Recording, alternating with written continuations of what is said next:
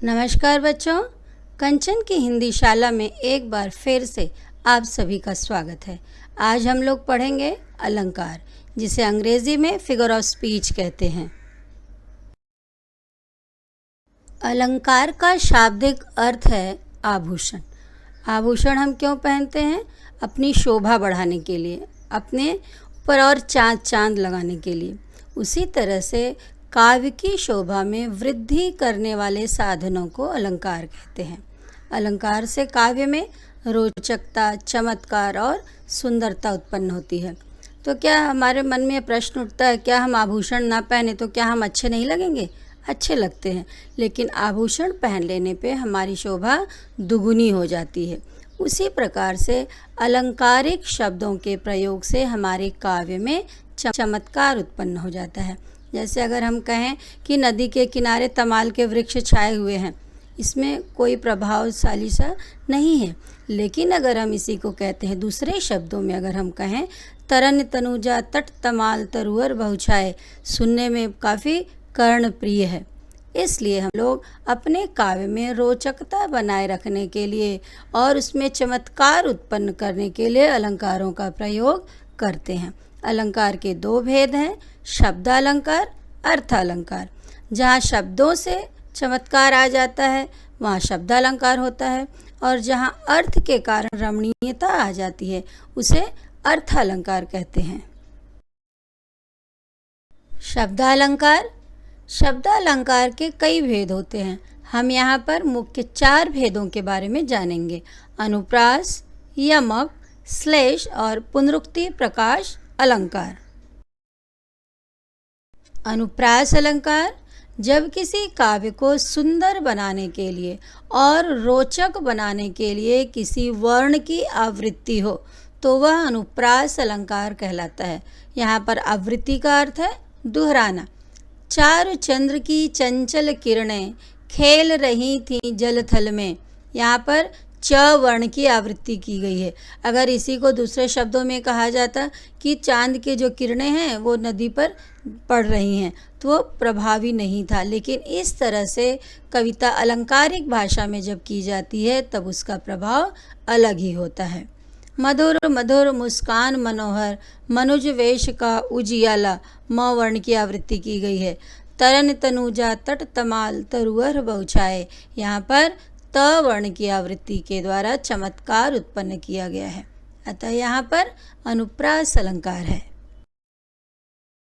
यमक अलंकार।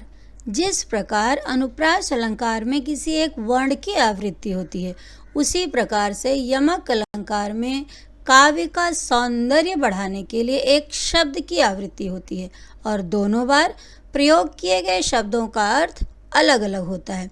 जैसे काली घटा का घमंड घटा, यहाँ पर घटा शब्द का प्रयोग 2 बार किया गया और दोनों बार उनके अर्थ अलग अलग हैं। काली घटा काले बादल, घमंड घटा घमंड कम हो जाना। अतः इस तरह पे से यहाँ पर यमक अलंकार हुआ। माला फेरत जुग भया फिरान मन का फेर, कर का मन का डारी दे मन का फेर, यहाँ पर दूसरे पंक्ति में हम देख सकते हैं कर का मन का डारी दे, हाथ के माले को छोड़ दो, मन का फेर, जो मन के आत्मा के मन के हैं उसको हमें फेरना चाहिए। यानी कि हमारे जो मन की भावनाएं हैं उन पर हमको कंट्रोल करना चाहिए। यहाँ पर भी मन का शब्द के 2 बार प्रयोग किया गया है, इनके अर्थ जो हैं वो अलग अलग हैं। अतः यहाँ पर यमक अलंकार है। श्लेष अलंकार। श्लेष का शाब्दिक अर्थ है चिपकना। जिस शब्द के एक से अधिक अर्थ होते हैं उसे श्लिष्ट कहते हैं। इस प्रकार जहाँ किसी शब्द के एक बार प्रयुक्त होने पर एक से अधिक अर्थ निकलते हों वहाँ श्लेष अलंकार होता है। हमने के पहले क्या देखा था? अनुप्रास अलंकार में वर्णों की आवृत्ति से चमत्कार उत्पन्न किया गया। यमक अलंकार में शब्दों की आवृत्ति हुई और चमत्कार उत्पन्न हुआ, वहाँ पर अर्थ अलग अलग थे। और श्लेष अलंकार में एक ही शब्द हैं परंतु इनके अर्थ में भिन्नता है। जैसे रहीमन पानी राखिए बिन पानी सब सून, पानी गए न उबरे मोती मानुष चून। दूसरी पंक्ति में पानी गए न उबरे, पानी एक बार प्रयोग किया गया है, लेकिन उनके अर्थ मोती के संदर्भ में चमक, मनुष्य के संदर्भ में मान मर्यादा प्रतिष्ठा और आटे के संदर्भ में पानी। अगर मोती, मनुष्य और चून का पानी नहीं रहता है तो तीनों ही व्यर्थ होते हैं। सुवर्ण को खोजत फिरत कवि व्यभिचारी चोर। सुवर्ण शब्द एक बार प्रयोग में लाया गया है, परंतु इनके अर्थ अलग अलग हैं।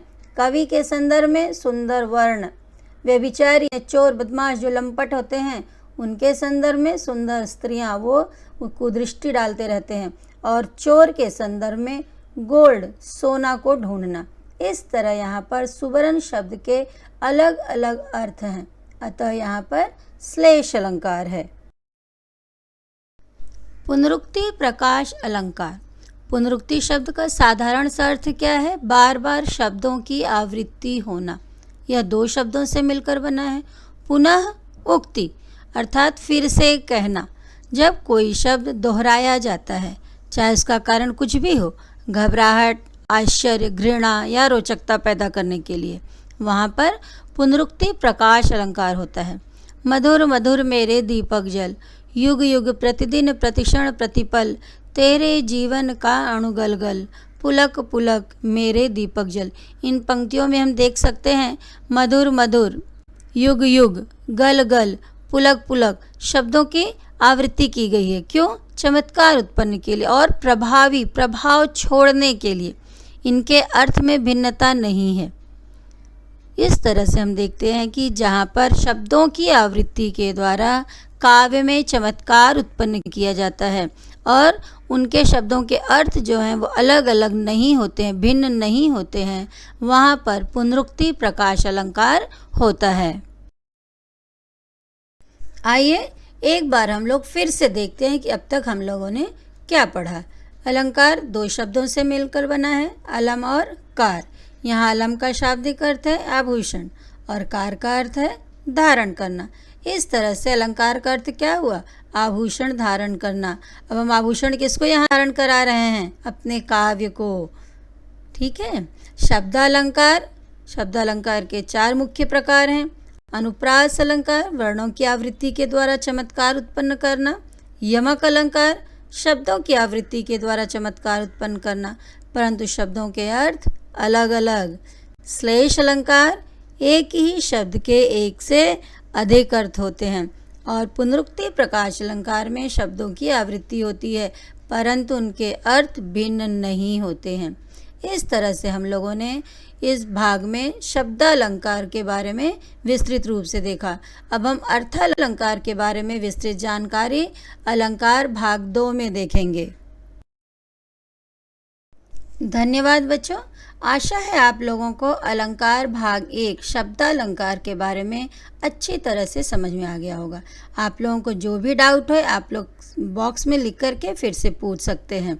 अगर आपको यह वीडियो पसंद आया हो तो आप लाइक, शेयर और सब्सक्राइब करना ना भूलें।